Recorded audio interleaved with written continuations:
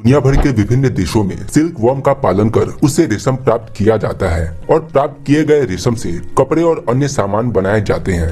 रेशम को कपड़ों में सर्वश्रेष्ठ माना जाता है, जिस कारण से रेशम के बने हुए कपड़े और सामान बाजार में काफी ऊंचे दामों पर बेचे जाते हैं और यही कारण है कि रेशम को क्वीन ऑफ टेक्सटाइल कहा जाता है। आज पूरी दुनिया में चाइना सिल्क प्रोडक्शन में प्रथम स्थान पर है, वहीं भारत दूसरे स्थान पर आता है। लेकिन आपको जानकर हैरानी होगी कि भारत पूरी दुनिया में सबसे ज्यादा रेशम के बने हुए चीजों का इस्तेमाल करता है। दोस्तों, रेशम को पहले केवल जंगलों से ही प्राप्त किया जाता था, लेकिन 2700 BC में पहली बार चाइना में सिल्क वर्म पालकर उससे रेशम प्राप्त किया गया था। और क्या आप जानते हैं कि रेशम मौत के लाइफ साइकिल में उपयोग किए जाने वाले ककून से प्राप्त किया जाता है, लेकिन सभी मौत स्पीशीज रेशम प्रदान नहीं करती है। आज पृथ्वी पर मौत की लगभग 1,60,000 प्रजातियां पाई जाती है, लेकिन इन सभी मौत के प्रजातियों में केवल 500 से 600 प्रजातियां ही ऐसी है जो कि रेशम प्रदान करती है, यानी कि लार्वा स्टेज से प्यूपा स्टेज में जाने से पहले अपने लिए ककून का निर्माण करती है, जिसके बारे में हम वीडियो में आगे जानेंगे। लेकिन उससे पहले हम मौत के कुछ ऐसे प्रजातियों के बारे में जानेंगे जिसका इस्तेमाल आज सबसे ज्यादा सिल्क प्रोडक्शन के लिए किया जाता है। इसमें पहले स्थान पर मलबेरी सिल्क वर्म आता है, जिसे शहतूत की पत्तियों पर पाला जाता है क्योंकि इसे शहतूत के पत्ते खाना काफी पसंद होता है। उसके बाद टसर, ओक टसर, इरी और मुगा सिल्क वर्म आते हैं, जिसे अर्जुन, ओक, कास्टर, सोम और सोला के पत्तियों पर पाला जाता है। लेकिन इसके पालने की प्रक्रिया की शुरुआत, या यूं कहे तो इन सभी मौत के जीवन चक्र की प्रक्रिया की शुरुआत मेल और फीमेल मौत के मिलन के प्रक्रिया के साथ शुरू होती है।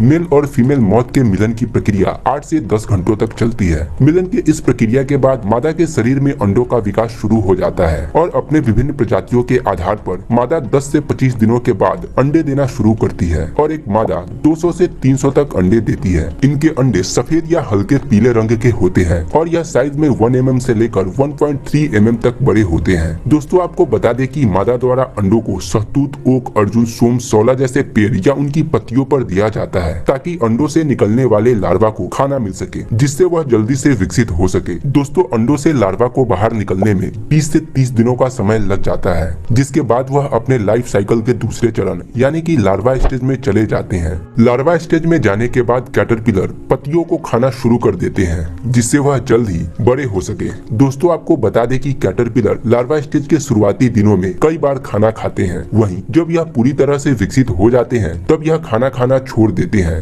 दोस्तों, आपको बता दें कि लार्वा स्टेज में पत्तियों को खाकर जब कैटरपिलर विकसित हो रहे होते हैं तब यह अपने स्किन को हर 4 से 5 दिनों पर बदलते हैं। एक सिल्क वर्म लार्वा स्टेज में 20 से 30 दिनों तक रहते हैं और इस दौरान यह अपने स्किन यानी शरीर के बाहरी आवरण को 3 से लेकर 6 बार तक बदलते हैं। दोस्तों, लार्वा स्टेज के आखिरी दिनों में कैटरपिलर पत्तियों को खाना छोड़ देती है और अपने लाइफ साइकिल के तीसरे चरण यानी कि प्यूपा स्टेज में जाने के लिए ककून का निर्माण करना शुरू कर देती है। ककून के निर्माण में लार्वा को 3 से 5 दिनों का समय लग जाता है। दोस्तों, आपको बता दें कि लार्वा जिस चीज का इस्तेमाल कर अपने लिए ककून का निर्माण करती है वह एक प्रोटीन होता है जिसे सेरिसिन कहा जाता है। जब ककून के निर्माण की प्रक्रिया समाप्त हो जाती है तब लार्वा ककून के अंदर खुद को एक प्यूपा में बदल लेता है और अपने लाइफ साइकिल के तीसरे चरण यानी कि प्यूपा स्टेज में चला जाता है। दोस्तों, सिल्क वर्म के लाइफ साइकिल में आगे बढ़ने से पहले आपको बता दें कि इसी ककून के इस्तेमाल से रेशम बनाया जाता है, जिसके लिए इस ककून को धूप में सुखाया जाता है और गर्म पानी में उबाला जाता है ताकि ककून में आपस में चिपके हुए रेशम एक दूसरे से अलग हो जाए, जिसके बाद रेशम के धागों को एक रील में जमा कर लिया जाता है। दोस्तों, आपको बता दें कि सिल्क वर्म के एक ककून से